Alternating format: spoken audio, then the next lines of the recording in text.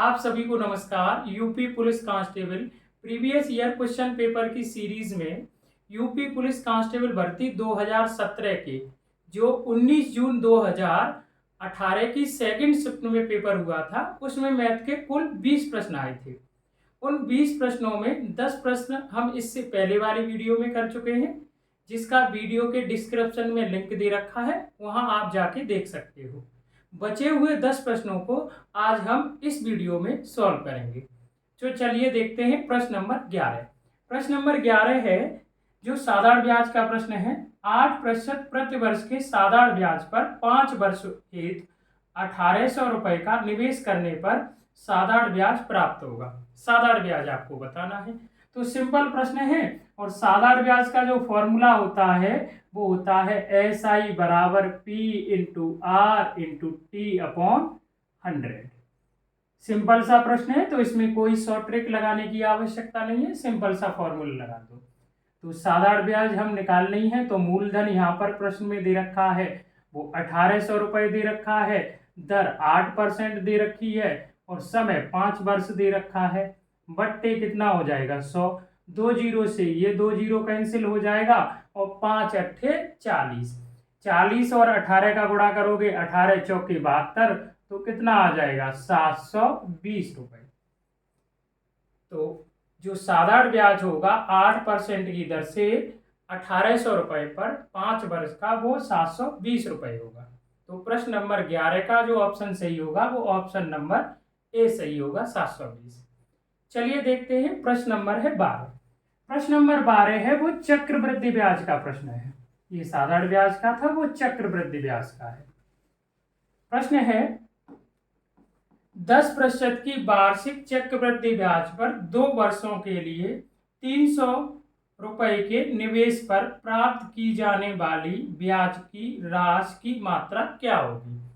2 वर्ष का है, 300 रुपए पर चक्रवृद्धि ब्याज निकालना है और जो ब्याज की दर है वो 10% वार्षिक है। तो पहले हम क्या करेंगे कि 2 वर्ष में परसेंटेज में टोटल चक्रवृद्धि ब्याज क्या होगा वो निकालेंगे, क्योंकि हमें पता है जो भी ब्याज मिलता है वो मूलधन का मिलता है। तो हम चक्रवृद्धि ब्याज हम निकालेंगे 2 वर्ष का, तो वो उसका फॉर्मूला है x plus by plus x by upon 100। हाँ, 3 वर्ष का अगर आप है चक्रवृद्धि ब्याज परसेंटेज में टोटल निकालना चाहते हो, तो 3 वर्ष का जो फॉर्मूला है वो 3a दशमलव 3a स्क्वायर, और इसे आप है 2 स्थानों पर लिखोगे, इसे जो भी सॉल्यूशन आएगा, फिर होगा a क्यूब, इसे भी आप 2 स्थानों पर लिखोगे। ये फॉर्मूला है। a का मतलब यहाँ है कि जो दर आपको दे रखी है। ठीक है, तो आपका प्रश्न तो जो 12 नंबर प्रश्न है वो 2 साल का है। चलिए 2 साल का ही हम निकालते हैं। तो जब 2 साल का आपको है परसेंटेज में ब्याज निकालना हो चक्रवृद्धि ब्याज, तो ये फॉर्मूला है। यहाँ x प्रथम वर्ष की ब्याज दर है और y दूसरे वर्ष की है। अगर दर समान है तो x के स्थान पर भी है वही परसेंटेज आएगा और y के स्थान पर भी वही परसेंटेज आएगा। तो दर तो यहाँ 10% है, समान है, तो पहले वर्ष भी 10 होगी और दूसरे वर्ष भी कितनी है 10 होगी, और तीसरे वर्ष आपको x यहाँ 10 रखोगे और दूसरे वर्ष की भी y यहाँ रखोगे। बट्टे कितना हो जाएगा 100। तो आप सॉल्व करोगे तो 10 और 10 20 और 1 का गुणा 1 हो जाएगा, 20 और 1 21। तो टोटल जो 2 वर्ष का चक्रवृद्धि ब्याज आया प्रतिशत में वो 21% आया। अब आपको रुपए में निकालना है, तो ये जो 21% ब्याज मिला है वो 300 रुपए का ही तो मिला है, और 300 का आपको क्या निकालना है 21%। तो जब भी किसी भी वैल्यू का आपको प्रतिशत निकालना हो तो डायरेक्ट आप गुणा करो और 100 का भाग दे दो। तो मैंने 21 का 300 में गुणा किया, 100 का भाग दे दिया, 21 दिया 63। तो 2 वर्ष का है जो चक्रवृद्धि ब्याज हो जाएगा 300 रुपए पर 10% की दर से 63 रुपए हो जाएगा। तो प्रश्न नंबर 12 का जो ऑप्शन सही होगा वो ऑप्शन नंबर डी सही होगा। चलिए देखते हैं प्रश्न नंबर है 13। प्रश्न नंबर 13 है वो मासा का प्रश्न है। प्रश्न नंबर 13 है वो मासा का प्रश्न है। 54,162 54,162, 189, 54,162 एवं 189 का महत्तम समापवर्तक HCF ज्ञात कीजिए। HCF निकालना है। क्या निकालना है? HCF। तो मासा ध्यान रखना, 2 संख्याएं दे रखी हो, 3 संख्याएं दे रखी है, 4 संख्याओं का आप मासा निकाल रहे हो या 5 संख्याओं का मासा निकाल रहे हो। आप क्या करोगे कि जो बड़ी 2 संख्याएं हैं उनका डिफरेंस ले लो, बाकी संख्याओं को सबको छोड़ दो। तो यहां देखा जाए तो ये दोनों बड़ी संख्याएं, तो इनका डिफरेंस लेंगे तो वो कितना आ जाएगा? वो आ जाएगा 27। तो मासा जो होता है वो 2 संख्याओं का अंतर होता है या अंतर का ही एक फैक्टर होता है। तो इन तीनों संख्याओं का मासा ये या तो 27 होगा या 27 का ही एक गुणनखंड होगा। अब चेक करते हैं, क्या अगर ये तीनों संख्याएं 27 से डिवाइड हैं तो इन तीनों संख्याओं का जो मासा हो जाएगा वो 27 हो जाएगा। तो डिवाइड करके देख लो, HCF कितना हो जाएगा? 27। अगर नहीं डिवाइड होती हैं तो इसी का एक फैक्टर होगा। तो 27 दूनी 54 डिवाइड है, और 27 सिक्के कितना होगा? 165, ये भी डिवाइड है, और 27 का इसमें भी भाग चला जाएगा। इकाई का अंक देख लो, यानी 7 बार चला जाएगा। 7 सत्ते 49, 9 और ये 4 हो जाएगा, 7 दूनी 14 और 4 18।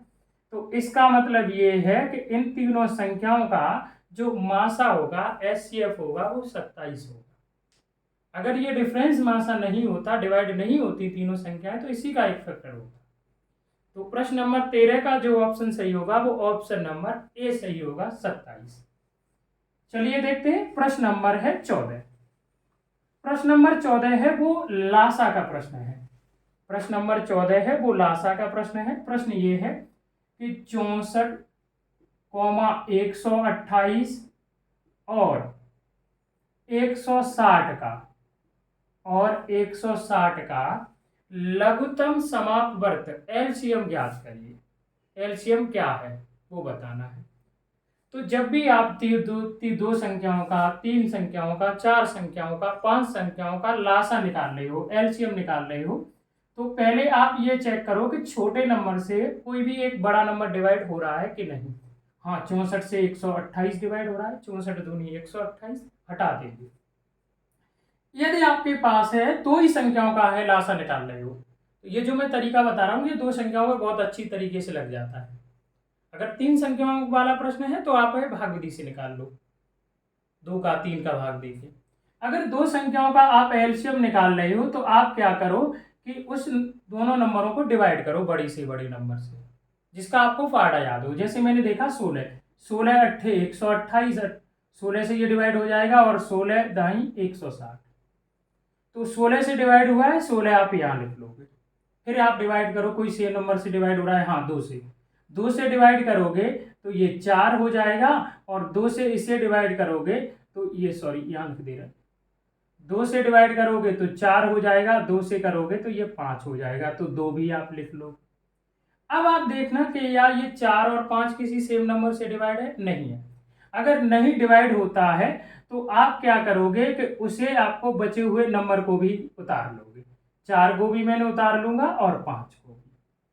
ये 2 संख्याएं अगर होती हैं तो इस तरीके से बेस्ट तरीका है जो आप लासा निकाल सकते हो। अब गुणा कर लो, तो 4 पंजे 20 और 20 दूनी 40, और 40 और आप है 16 का गुणा करोगे तो 16 चौके 64, 640। तो 64, 128 और 160 का जो लासा होगा वो 640 होगा। तो प्रश्न नंबर 14 का जो है ऑप्शन सही होगा वो ऑप्शन नंबर डी सही होगा, 640। ठीक है, चलिए देखते हैं प्रश्न नंबर है 15। प्रश्न नंबर 15 है, प्रश्न नंबर 15 है, यदि 84 को 5:9, यदि 84 को 5:9 के अनुपात में विभाजित किया जाता है तो दोनों भागों में से कौन सा भाग बड़ा होगा। 84 को इस रेशियो में डिवाइड किया जाता है तो उसने ये कहा है कि दोनों भागों में कौन सा बड़ा होगा। तो रेशियो को 84 को इस रेशियो में डिवाइड किया है। अगर इसे जोड़ें तो रेशियो के अनुसार ये संख्या कितना हो रही है, 14। इसका मतलब हम कह सकते हैं 5 और 9 को जोड़ेंगे 14 हो रहा है, और 14 इकाई का जो वास्तविक मान है वो कितना है, 84। ये 14 का भाग देंगे, 14 पंजे 70 और 14 छिक्के 84। एक इकाई का जो मान निकल के आएगा वास्तविक मान, वो 6 आएगा। आपसे बड़ा भाग पूछा है तो ध्यान रखना, जो रेशियो में नंबर बड़ा होगा वही वास्तव में बड़ा होगा। एक इकाई का मान 6, 6 का 9 में गुणा करोगे 6 निम 54। इसका मतलब बड़ा भाग 54 है, और छोटा पूछता तो 6 पंजे 30, छोटा भाग 30 है। 30 और 54 84 हो जाएगा। लेकिन आपसे बड़ा भाग पूछा है तो बड़ा भाग कितना हो जाएगा, 54। प्रश्न नंबर है 15 का जो ऑप्शन सही होगा वो ऑप्शन नंबर ए सही होगा, 54। चलिए देखते हैं प्रश्न नंबर है 16। प्रश्न नंबर 16 है, ऋषि ने किसी परीक्षा में कुल 75 अंकों में 66 अंक प्राप्त किए। ऋषि द्वारा प्राप्त अंकों का प्रतिशत क्या है? तो जब भी आपको पता है कि प्राप्त अंक, ध्यान रखना, जब आपको पता है कि प्राप्तांक जब प्रतिशत हम निकालते हैं तो हर में क्या रखते हैं, कुल अंक, टोटल नंबर, जितने अंकों की परीक्षा होती है। तो यहाँ जो परीक्षा है वो कितने अंकों की है, 75 की, और अंश में क्या रखते हैं, जो अंक प्राप्त किए हैं, 66 अंक प्राप्त किए वो रखती है। या हम जिसके अकॉर्डिंग परसेंटेज बता रहे होंगे हर में उसका मान रखेंगे, 75 के अनुसार ही तो बताना है 66 कितना है। ये साधारण भिन्न बन गया, और किसी भी साधारण भिन्न को परसेंटेज चेंज करते हैं 100 का गुणा कर देते हैं। 25 तिया 75, 25 चौके 100, और 3 से ये डिवाइड करोगे 2, और ये 2 तिया 6, 2 तिया 6, और 22 चौके कितना हो जाएगा, 88। इसका मतलब ये है उसमें कितने प्रतिशत अंक प्राप्त किए हैं, 88% अंक प्राप्त किए हैं। तो प्रश्न नंबर 16 का जो ऑप्शन सही होगा वो ऑप्शन नंबर बी सही होगा, 88। चलिए देखते हैं प्रश्न नंबर है 17। प्रश्न नंबर 17 है, निम्नलिखित में से कौन सा विकल्प भाज्य संख्या कंपोजिट नंबर नहीं है? निम्नलिखित में से कौन सा विकल्प भाज्य संख्या कंपोजिट नंबर नहीं है? उसने दी 4 संख्याएं दी हैं और ये पूछा है कौन सी भाज्य संख्या कंपोजिट नंबर नहीं है। यानी इसका मतलब ये है चारों संख्याओं में आपको अभाज्य संख्या निकालनी है। पहला जो ऑप्शन है वो ऑप्शन है 133, दूसरा ऑप्शन है वो है 433, तीसरा ऑप्शन है 533, और चौथा जो ऑप्शन है वो 833 है। 133 आपको पता है 2 का भाग नहीं जाएगा, 4 का भी नहीं जाएगा, 5 का भी नहीं जाएगा, और 6 का भी नहीं जाएगा, क्योंकि ये सम संख्या है और ये सम संख्या से विषम संख्या डिवाइड नहीं होती। 7 का देखते हैं, देखिए 7 एकम 7, 6 बचेगा, 7 निम 63। इसका मतलब ये डिवाइड है, ये भाज्य संख्या है, अभाज्य नहीं है। ये 7 से डिवाइड हो जाएगी। ये वाला नंबर किससे डिवाइड हो जाएगा, 7 से। ठीक है, इसमें भाग देके देखो, इसमें भाग देके देखेंगे तो आपको पता है 2, 4, 6, 5 का भाग नहीं जाएगा, 7 का देख लो, 7 7 49, 4 बचेगा, नहीं 7 का नहीं जाएगा, तो फिर 9 का भी नहीं जाएगा, इसमें 10 का नहीं जाएगा, 11 का नहीं जाएगा, 11 क्योंकि 11 चौके 44 नहीं जाएगा, 13 का देख लो। अगर 13 का इसमें भाग देते हैं तो 13 तिया 39 और 13 चौके 52, 1 बचेगा, इसका मतलब ये 13 से डिवाइड होगा। अगर इसे डिवाइड करके देखें तो ये डिवाइड हो जाएगा, आप जल्दी जल्दी डिवाइड करके देख लेना 17 से। 17 चौके कितना है, 68, और 17 चौके 68 और 17 पंजे 85 ज्यादा निकल जाएगा। 17 चौके 68, 5 बचेगा, 3 का उतारा लेंगे, 153 होगा, 17 निम्मा 153। इसका मतलब ये है कि ये 3 डिवाइड हैं, तो ये आपका ही अभाज्य संख्या होगी। अब जब आपको 3 पता चल गया ये विभाज्य हैं, तो यही आपका किसी नंबर से डिवाइड नहीं होगा। तो प्रश्न नंबर है जो 17 का जो उत्तर होगा वो ऑप्शन नंबर बी सही होगा, 433 एक अभाज्य संख्या है। आप जल्दी जल्दी डिवाइड करके देख लो, सिंपल सा प्रश्न है। चलिए देखते हैं प्रश्न नंबर 18। प्रश्न नंबर 18 है,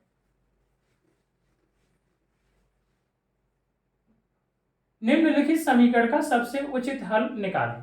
जो समीकरण दिया है वो है 105 भाग 15, 105/15 गुणा 38, 38 माइनस 8/5 और फिर उसके बाद भाग है 3। ये इसको आपको क्या है कि उचित हल निकालना है। अब मैं आपको एक बात बता दूं कि इस प्रश्न में है, वैसे तो ये बोर्ड मास का प्रश्न दिख रहा है, लेकिन बोर्ड मास के नियम का इसमें फॉलो नहीं किया गया। इस प्रश्न में क्या किया गया है कि जो कैलकुलेशन पहले करना उचित है, चाहे वो माइनस क्यों ना हो, उसे पहले कर दिया गया है। तो चलिए देखते हैं। तो यहाँ आप पहले ब्रैकेट से सॉल्व करना स्टार्ट करो।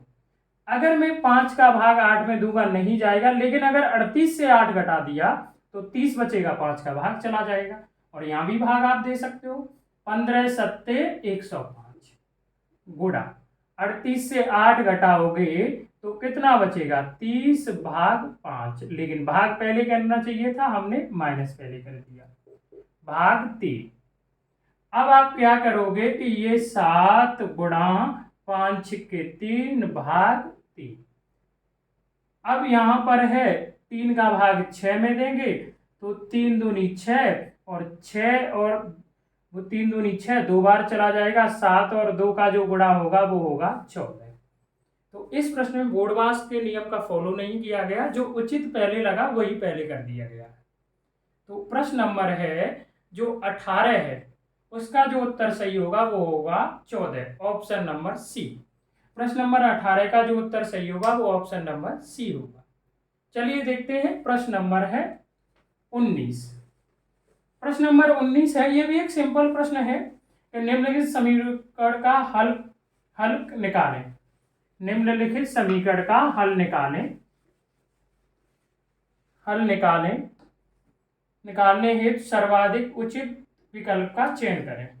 समीकरण का हल निकालने के लिए उचित विकल्प का चयन करना है। तो समीकरण है एक सिंपल सा है कि 1.8 में किसका भाग देना है, 1200 का। 1.8 में किसका भाग देना है, 1200 का भाग देना है। दशमलव हटाओगे 0 बढ़ जाएगा, 6 से भाग दे दो, 6 तिया 18 और 6 दूनी 12, 2000 हो जाएगा। अब आपको पता है कि ये हो जाएगा 3/2000। अब आपको पता है कि यहाँ डिवाइड नहीं होगा तो हम भाग देंगे, और भाग देंगे तो दशमलव लगाएंगे, 0 बढ़ा लेंगे, 30 हो जाएगा, नहीं जाएगा।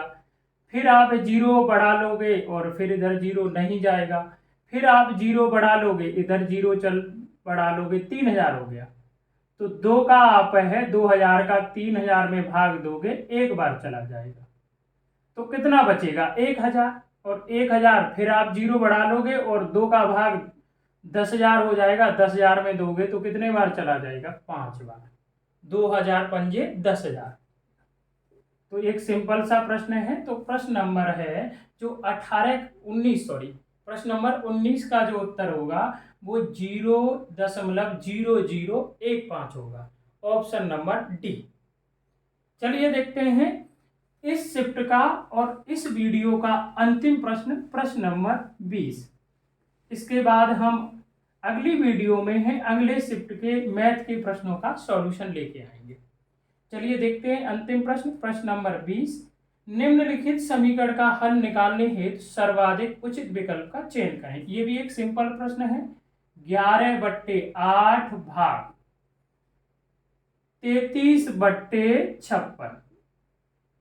तो अब आप ऐसे सॉल्व करोगे तो 11/8, और जब भी कोई भाग में भिन्न होती है गुणा का चिन्ह लग जाता है और फ्रैक्शन उल्टी हो जाती है।